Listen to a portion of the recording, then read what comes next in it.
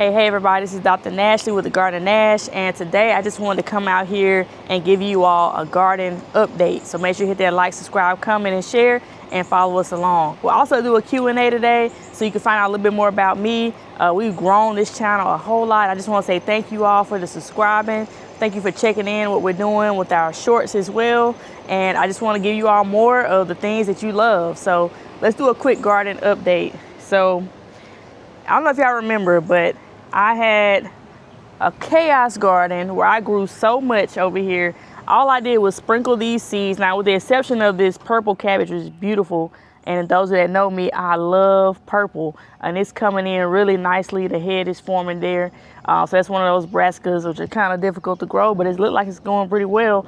Other than that, we have all of this lettuce, and so I've been eating salads like every day because we got so much lettuce. And again, I just sprinkled these around.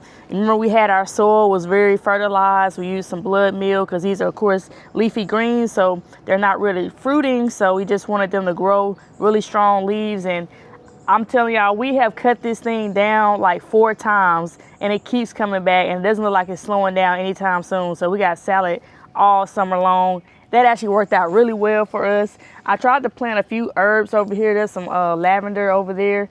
It's barely able to grow because of all the lettuce that keeps coming around it, but we're gonna keep on eating lettuce and keep eating salads, and hopefully, we'll continue to get that benefits of all those cut and come again crops that we're growing. All right, so of course marigolds are good for our pollinators.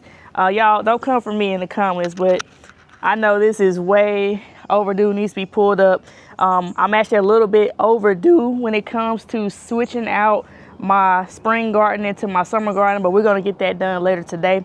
But this is some old arugula, so I went ahead and let these go to seed because they did really well, and so they're already starting to form seeds. It's kind of wet right now, so you can't hardly tell, but remember when those flowers turn brown, that's basically the seeds inside of there. So we're gonna pull this up and save these and just get the seeds out of these flowers here so we can grow some arugula next year. Also the same here for the romaine lettuce. It's already bolting. It's getting ready to flower. We'll do the same thing and pulling that up. Again, I've been so busy with work and everything. It's been hard to kind of get out here. But hey, you gotta do what you gotta do. It's never too late in the garden. As long as it's alive, it's still time. All right, so now my berries actually did not do as well this year. I remember one year I got really great berries, and then the following year only had like one. We only got a few here and it's barely holding on. So I think next time I'm gonna add a lot more fertilizer over here, like the phosphorus. I think we're good on the nitrogen and the blood meal. I just gotta get more bone meal and some of the other fertilizer in there. If y'all recall, my grow bags actually did okay. It's just the soil. That's a whole nother story. We ended up getting the wrong type of soil, and it didn't allow the roots to grow very well. And so what we're gonna do, we're gonna actually transplant these into the garden where we know has really good soil, and then we'll start over with our grow bags. But hey, we'll show you everything, the good, the bad, the ugly here in the Garden of Nash, and you gotta experiment in order to learn, right? All right, so we're gonna keep walking over here. Now, this bed right here was where we actually had our cauliflower. And so if you look at some of our old shorts, we show where we harvested that cauliflower. But you notice when you take up something out of the garden, it just grows more weeds and stuff that you don't want. So make sure when you're taking stuff out of the garden, you're actually going ahead and planting in something instead of being like me and waiting too late to actually put the stuff in the ground. Like I said, I've been on the road a lot, and we'll talk a little bit about what I do a little bit later in the Q&A. But these pesky blackberries are just growing up, and I just stuck myself, y'all. Okay, had to get that out. But yeah, so they're actually growing up just like weeds, even through the rosemary there. So you got to be careful when you're taking up old things. Make sure you're putting down something, otherwise you just make room for more weeds to grow. Now this is probably my most successful bed right here.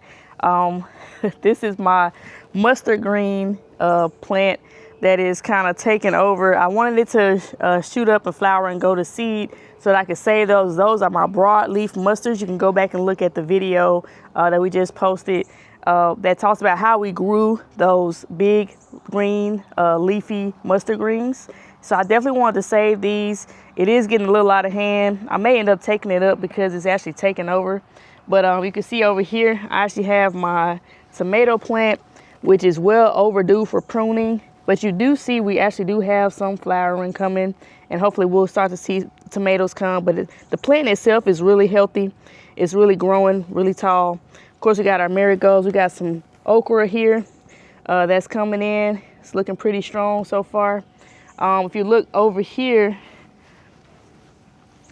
these lemon balm, you gotta be careful anytime you're growing herbs inside of the actual bed.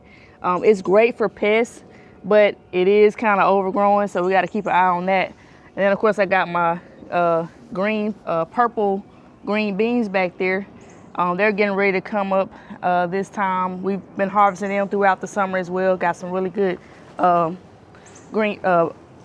greens out of there. Now if you look closer here, I actually have one of my beets. I was just doing an experiment to see if it would work. It looks like it is actually growing at the bottom. There's a root there. We're not gonna probably, doesn't look quite big enough just yet, but it is starting to grow, so that's really cool.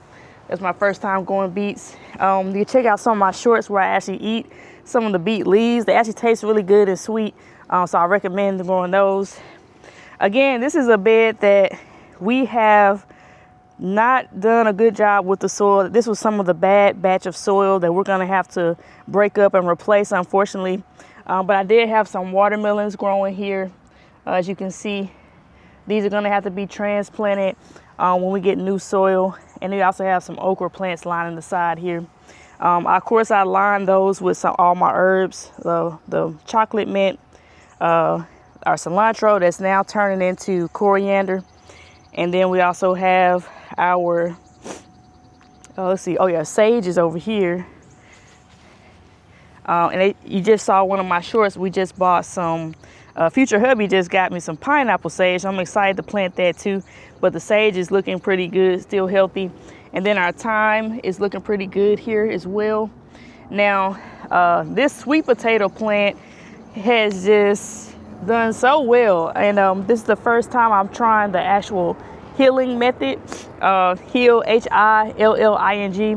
So it's like you started growing it here, covered it with soil with my sweet potato slits. Check out the video on that, how we started these in jars, took the slits off, and then planted them in different pots and different beds around the garden.